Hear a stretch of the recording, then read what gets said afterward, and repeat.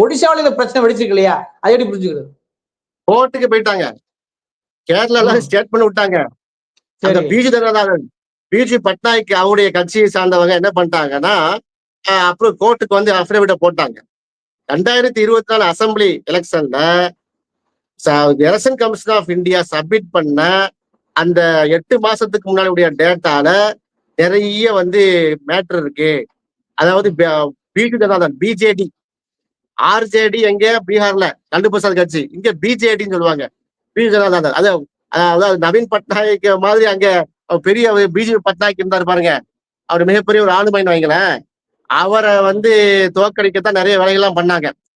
அமித்ஷா போய் நின்று பிஜு பட்நாயக்குடைய வந்து தமிழ்நாடு சாவி வந்து தமிழ்நாட்டுல இருக்கு, எங்க அங்குள்ள பொற்கோயிலுடைய அந்த கோயிலுடைய சாவி அந்த அளவுக்கு கேவலமாலாம் என்ன ஒடிசால வந்துட்டு பூரி ஜெகநாத கோயிலை பத்தி எல்லாம் நிறைய பேசி கொந்தளிப்பை ஏற்படுத்தினாரு.